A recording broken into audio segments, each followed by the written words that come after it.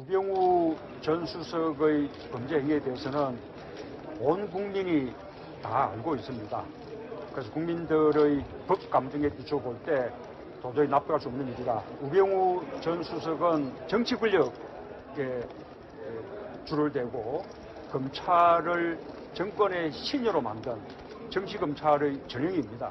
이번 기회에 우병우 수석을 확실히 단죄해야 그것이 정치검찰을 청산하는 그런 계기가 될 것입니다. 문 대통령이 한 석 달 전 말이 아직도 유효하군요. 그러니까 소 국장님. 네.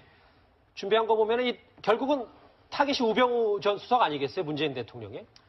우병우 전 수석은 이제 상징화된 것이고요. 예. 궁극적으로 겨누고 있는 것은 결국 검찰을 지금 겨누고 있다. 저는 그렇게 봅니다. 예. 그러니까 우병우 전 수석과 관련해서 지금 문 대통령이 이야기하는 것이 이제 두 가지 부분인데, 첫 번째는 정윤회 문건 2014년 11월 말에 이제 세상의 모습을 드러낸 정윤회 문건에 대해서 그 문건에 지금 돌이켜보면은 그 당시 문건 내용이 상당 부분 이 사실에 가까웠던 문건 내용이었지 않습니까? 그런데 그 부분을 당시에 민정수석실에서 이른바 국기문란, 오히려 문건 내용보다는 문건의 유출 과정에 초점을 맞추고 국기문란 사건으로 이렇게 몰아가게 된 그 배후에 우병우 민정수석이 있었던 것 아니냐라는 그런 이제 의혹을 지금 제기를 한 것이고, 그 얘기는 결국 민정수석실이 그 당시에 역할을 제대로 했더라면 지난해 최순실 게이트 같은 그런 일은 안 발생할 수도 있었을 것이다라는 얘기가 이제 깔려 있는 것이죠. 예. 그리고 그러한 바탕에는 결국은 우병우라는 인물로 상징되는 이 이른바 정치 검사들의 이야기가 같이 이제 엮여 있는 겁니다. 그러니까 우 전 수석이 그렇게 됐을 때는 검찰 내의 어떤 그의 뜻을 같이 하는 검사들이 있었던 것이고, 그러니까 그러한 전반에 대해서 조사를 해서 좀 개혁을 해야 되지 않느냐라는 얘기를 문 대통령이 한 것이죠. 그렇기 때문에 이제 전면에 나와 있는 것은 우병우라는 이름이지만 내부적으로 겨누는 것은 결국은 검찰 개혁을 지금 이야기하고 있다. 저는 그렇게 봅니다. 문재인 대통령의 적폐청산 프로젝트 세 번째 인물 보시겠습니다. 바로 이 사람 최순실 씨입니다. 예, 허 교수님 실제로 법원에서 최순실 씨의 신사동 빌딩 처분을 이제 금지를 했단 말이에요. 네네. 적폐청산을 통해서 최순실 씨의 또 다른 국정농단이 드러날 가능성이 있을까요? 그렇죠. 또 다른 지금까지 밝혀진 것 말고도 또 드러날 수도 있는데, 지금은 이제 현재까지 밝혀진 건 지금 법원의 판단에 다 맡겨져 있는 거 아닙니까? 그렇죠. 저 200억대 건물 동결을 한다는 건 법원의 결정입니다. 그래서 저거는 대통령의 뜻하고 관계없이 법원의 판단으로 다 진행되는 것인데, 예. 저게 이제 200억대를 하지만 작년부터 최순실 씨가 팔라고 내놨어요. 그래서 170억 정도 있는데 안 팔려갖고 130억대까지 지금 가격이 내려가 있는 상태인데, 문의는 있지만 사겠다는 매수자가 나타나지 않는 상황이고, 실제 지금 이게 뇌물로 인정이 된다면, 뇌물죄가 성립이 된다면 뇌물 액수만큼 다 추징이 되기 때문에 지금 통째로 다 국고로 기속될 가능성이 많이 있습니다.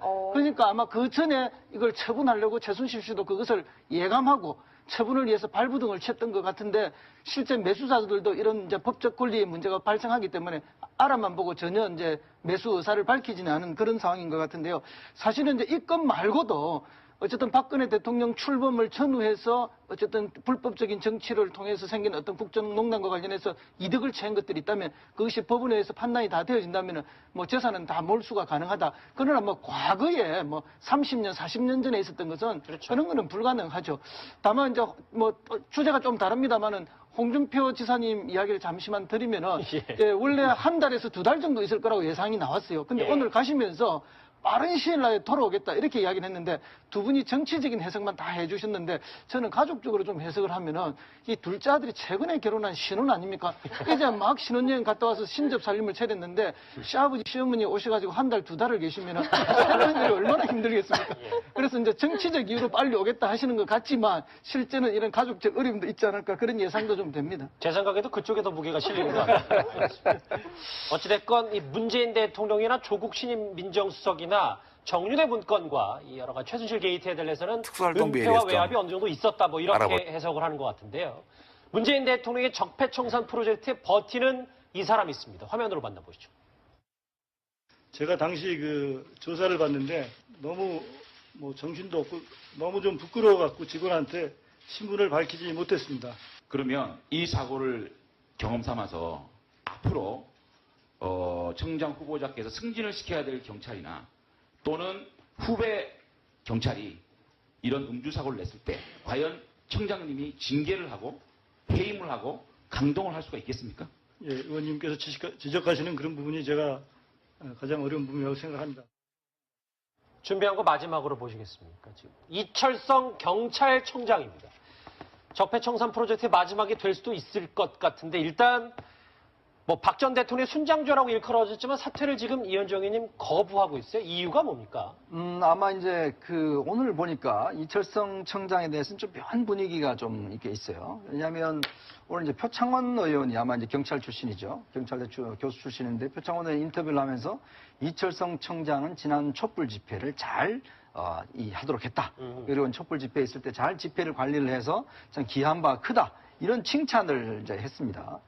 이제 그런 걸로 보면 지금 사실 어떤 면에서 보면 이철성 청장 같은 경우는 임명 당시부터 이제 그 음주 단속에 걸린 거에 대한 은폐 문제라든지 또 뭐 최순실 인사가 아니냐 등등에서 논란이 많이 됐었죠. 근데 이제 본인이 어제 이제 사퇴할 거냐 보니까 저는 사퇴할 생각이 없다라고 이야기를 했어요. 그리고 지금 뭐 여당 내에서도 이철성 청장에 대해서는 크게 뭐 이야기가 나오고 있지 않아요. 예. 이런 걸로 보면 조금의 어떤 분위기 변화가 있지 않는가. 그건 뭐냐면 아마 이철성 청장이 지난 그 촛불 집회에서 특히 이제 어떤 촛불 집회를 잘 또 뭐 허용을 했고 또 관리를 해왔다. 그리고 뭐 태극기 마찬가지고 이것에 대한 것들이 좀 여권 내부에서 좀 긍정적인 평가를 내리는 것이 아닌가라는 그런 기류도 좀 있습니다. 그런데 고 박사님, 뭐 네. 일각에서는 뭐 최순실 씨 입김이 들어갔다라는 얘기도 있었는데 어쨌든 이게 임기직이고 본인이 버티겠다고 하면 문재인 대통령 측 입장에서는 뭐 일부러 내보낼 수는 없는 거잖아요. 골치 아픈 일이죠. 근데 사람이 눈치가 있고 염치가 있어야 하는 겁니다. 아까 홍준표 전 후보 그 아들집에서 이렇게 몇 달 있겠냐 해갖고 웃었는데 그래서 한 달뿐이 아닌 것 같다. 자, 빨리 오겠다 하는데 홍준표 지사가 얼마나 눈치가 빠른 분입니까? 아마 가더라도 신혼부부 집에 하루 정도뿐이 있지 않을 것 같아요. 다른 데 호텔에 있지 그런 정도 눈치가 없는 분이 아닌데 이분은 이철성 경찰청장은 정말 눈치가 없는 분 아닌가 보여죠. 저는 임기직은 임기를 다 마치는 것이 원칙이다. 그것이 정권이 바뀌든 누가 바뀌든 그것이 원칙이라고 보지만 1년 3개월 남았어요. 예, 그것이 원칙이라고 보지만 이철성 이 경찰청장은 여러 가지로 그동안 문제가 많았던 흠결이 많았던 사람입니다. 음주운전 그 차가 거의 뭐 폐차가 될 정도로 음주 사고를 냈는데 아무 일이 없었던 것처럼 처리가 됐던 건 아닙니까? 그것도 청문회 과정에서 논란이 됐었고 더군다나 지금 말씀하신 대로 이 최순실 씨가 추천을 한 것으로 뭐 그 사실로 밝혀진 것은 아닙니다만은 뭐 장시호 씨라든가 이 증언으로 봐서는 상당히 개연성이 높은 그런 사안이란 말이에요. 그렇다고 한다면은 이런저런 구설수의 고위직이라는 것은 본인의 잘못에 관계없이 구설이 오르고 그것이 국민적인 관심사가 되면은 거기에 응분후 도덕적, 정치적, 어떤 행정적 책임을 지는 것이 고위직이 가져야 할 기본적인 자세라고 보는 겁니다. 이 뭐 촛불 얘기했는데 촛불 집회를 경찰이 관리해서 잘 된 거 아닙니다. 시민들이 엄청나게 성숙했습니다. 그때 경찰이 막 진압을 하고 할 때도 시민들이 나서서 그 좀 과격한 그런 그 시위자들에 대해서 제동을 걸고 그랬지 않습니까? 예. 또 경찰은 행진을 거의 이 세종대왕상 그 정도 선에서 율곡로 거기서 막으려고 했지만 그 법원에서 정말 허락을 해가지고 그렇게 시위가 청와대 앞까지 이루어졌고 저는 뭐 이철성 경찰청장이 임기를 마치면은 좋겠지만 본인이 얘기한 대로 세술은 세부대에 담아야 하는 것이 당연한 것이고 그동안 여러 가지 무리를 빚은 점에 비춰볼 때 알겠습니다. 뭐 A에 맞는 그런 행보를 보이는 것이 옳다고 봅니다. 첫 번째 주제를 정리하기 전에 못다한 저 얘기가 있어요. 이제 박근혜 지우기의 돌입 이제 어느 정도 가닥이 잡혔는데 문재인 대통령 당선에 박 전 대통령이 좀 담담할 것이다라는 전언이 있었는데 친박 핵심인 홍문종 의원 이렇게 얘기했습니다. 목소리 들어보시죠. 뭐 박근혜 전 대통령도 문재인 대통령 당선을 알고 계시겠죠? 알고 계시겠죠. 네, 뭐 심정이 어떠실까요 지금? 네, 담담하시지 않으시겠습니까? 네. 예, 문재인 대통령께서 모든 국민의 대통령이 되겠다 이제 이렇게 말씀하시지 않으셨습니까? 네. 그래서 이제 대통령이 되셨는데 그래도 60%의 국민들은 문재인 대통령에게 찬성표를 보내지 않았거든요. 네. 그래서 그분들을 이렇게 아우를 수 있는 방법이 뭘까? 이제 그런 의도에서 네. 박근혜 전 대통령에 대한 문제도 언급을 한 것이 아닌가 그렇게 생각을 하고요. 네, 뭐 우선 담담하지 않겠습니까? 이렇게 이야기를 하는데 심정이 어떨까요? 담담하기보다는 뭐 이렇게 물어봤어요. 뭐냐면 지금 생각해 봐서 지금도 안철수가 대통령감이라고 생각하냐, 문재인 대통령이 대통령감이라고 생각하냐. 궁금하네요, 대답이. 대답을 못 하더라고. 아하. 또 하나는 문모닝 하면서 대통령을 엄청 공격했는데 사과할 의향이 있느냐. 그 얘기 좀 하지 그랬어. 근데 왜 잘랐어? 그걸? 했는데 본인이 말을 못 해가지고 이제 뭘 말을 해야 이제 같이 이제 주거니 받거니 하면서 이제 편집이 안 되는데. 가만히 있어요? 그런 거는 다 편집이 됐어요. 그 문모닝 때문에 얼마나 그 정청래를 고소했었잖아, 그때. 그래서 이제 저를 고소한 것 얘기도 했죠. 그래서 내가 경찰서 조사도 받고. 그래서 국민 배심 심판으로 한번 하려고 했어요, 재판을.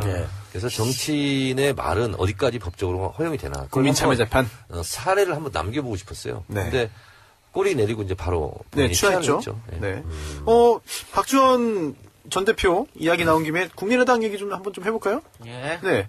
국민의당은 사실 지난번에 모두가 결론을 예상했던 끝장 토론. 역시나 끝장이 안 났습니다. 계속 그냥 평행선인데 지금도 뭐 계속 그래요? 네, 지금도 계속 그래요. 언제까지 그래요? 1월 때까지는 결론을 내야죠. 1월? 1월까지는 결론 내야 됩니다. 그 지방선거 때문에. 네, 그렇죠. 1월 이상 넘어가 2월 거기가 그때 가갖고 뭐 통합하려니 그건 이미 늦은 거거든요. 저는 그러니까 소 국장님, 준비한 거 보면은 결국은 타깃이 우병우 전 수석 아니겠어요, 문재인 대통령의? 우병우 전 수석은 이제 상징화된 것이고요. 궁극적으로 겨누고 있는 것은 결국 검찰을 지금 겨누고 있다. 저는 그렇게 봅니다. 그러니까 우병우 전 수석과 관련해서 지금 문 대통령이 이야기하는 것이 이제 두 가지 부분인데, 첫 번째는 정윤회 문건 2014년 11월 말에 이제 세상의 모습을 드러낸 정윤회 문건에 대해서 그 문건에 지금 돌이켜 보면은 그 당시 문건 내용이 상당 부분 이 사실에 가까웠던 문건 내용이었지 않습니까? 그런데 그 부분을 당시에 민정수석실에서 이른바 국기문란, 오히려 문건 내용보다는 문건의 유출 과정에 초점을 맞추고 국기문란 사건으로 이렇게 몰아가게 된 그 배후에 우병우 민정수석이 있었던 것 아니냐라는 그런 이제 의혹을 지금 제기를 한 것이고, 그 얘기는 결국 민정수석실이 그 당시에 역할을 제대로 했더라면 지난해 최순실 게이트 같은 그런 일은 안 발생할 수도 있었을 것이다라는 얘기가 이제 깔려 있는 것이죠. 그리고 그러한 바탕에는 결국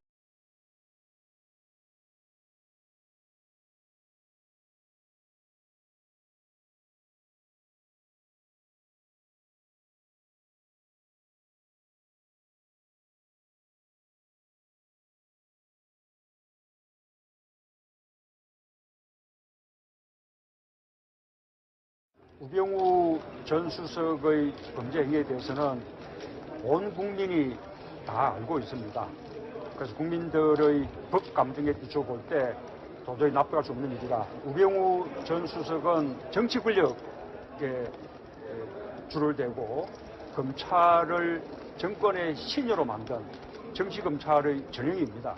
이번 기회에 우병우 수석을 확실히 단죄해야 그것이 정치검찰을 청산하는 그런 계기가 될 것입니다. 문 대통령이 한 2달 전, 석 달 전 말이 아직도 유효하군요. 그건 우병우라는 인물로 상징되는 이른바 정치 검사들의 이야기가 같이 이제 엮여 있는 겁니다. 그러니까 우 전 수석이 그렇게 됐을 때는 검찰 내의 어떤 그의 뜻을 같이 하는 검사들이 있었던 것이고, 그러니까 그러한 전반에 대해서 조사를 해서 좀 개혁을 해야 되지 않느냐라는 얘기를 문 대통령이 한 것이죠.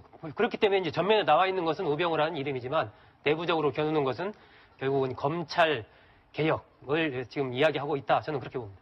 문재인 대통령의 적폐청산 프로젝트 세 번째 인물 보시겠습니다. 바로 이 사람 최순실 씨입니다. 허 교수님, 실제로 법원에서 최순실 씨의 신사동 빌딩 처분을 이제 금지를 했단 말이에요. 적폐청산을 통해서 최순실 씨의 또 다른 국정농단이 드러날 가능성이 있을까요? 그렇죠. 또 다른 지금까지 밝혀진 것 말고도 또 드러날 수도 있는데, 지금은 이제 현재까지 밝혀진 건 지금 법원의 판단에 다 맡겨져 있는 거 아닙니까? 그렇죠. 200억대 건물을 동결을 한다는 건 법원의 결정입니다. 그래서 저건 가능하죠. 다만 이제 주제가 좀 다릅니다만은 홍준표 지사님 이야기를 잠시만 드리면은 원래 한 달에서 2달 정도 있을 거라고 예상이 나왔어요. 근데 오늘 가시면서 빠른 시일 내에 돌아오겠다 이렇게 이야기를 했는데 두 분이 정치적인 해석만 다 해주셨는데 저는 가족적으로 좀 해석을 하면은 이 둘째 아들이 최근에 결혼한 신혼 아닙니까? 이제 막 신혼여행 갔다 와서 신접 살림을 차렸는데 시아버지 시어머니 오셔가지고 한 달, 두 달을 계시면은 살림들이 얼마나 힘들겠습니까? 그래서 이제 정치적 이유로 빨리 오겠다 하시는 것 같지만 실제는 이런 가족적 어려움도 있지 않을까 그런 예상도 좀 됩니다. 제 생각에도 그쪽에 더 무게가 실리는 것 같아요. 어찌됐건 이 문재인 대통령이나 조국 신임 민정수석이나 정윤회 문건과 이 여러 가지 최순실 게이트에 대해서는 은폐와 외압이 어느 정도 있었다 뭐 이렇게 해석을 하는 것 같은데요. 문재인 대통령의 적폐청산 프로젝트에 버티는 이 사람이 있습니다. 화면으로 만나보시죠. 제가 당시 그 조사를 봤는데 너무 대통령의 뜻하고 관계없이 법원의 판단으로 다 진행되는 것인데 예. 저게 이제 200억대를 하지만 작년부터 최순실 씨가 팔려고 내놨어요. 그래서 170억 정도 있는데 안 팔려갖고 130억대까지 지금 가격이 내려가 있는 상태인데 문의는 있지만 사겠다는 매수자가 나타나지 않는 상황이고 실제 지금 이게 뇌물로 인정이 된다면 뇌물죄가 성립이 된다면 뇌물 액수만큼 다 추징이 되기 때문에 저는 통째로 다 국고로 기속될 가능성이 많이 있습니다. 그러니까 아마 그 전에 이걸 처분하려고 최순실 씨도 그것을 예감하고 처분을 위해서 발부등을 쳤던 것 같은데 실제 매수자들도 이런 이제 법적 권리의 문제가 발생하기 때문에 알아만 보고 전혀 이제 매수 의사를 밝히지는 않은 그런 상황인 것 같은데요. 사실은 이제 이 건 말고도 어쨌든 박근혜 대통령 출범을 전후해서 어쨌든 불법적인 정치를 통해서 생긴 어떤 국정농단과 관련해서 이득을 취한 것들이 있다면 그것이 법원에 의해서 판단이 다 되어진다면 뭐 재산은 다 몰수가 가능하다. 그러나 뭐 과거에 뭐 30년, 40년 전에 있었던 것은 그런 거는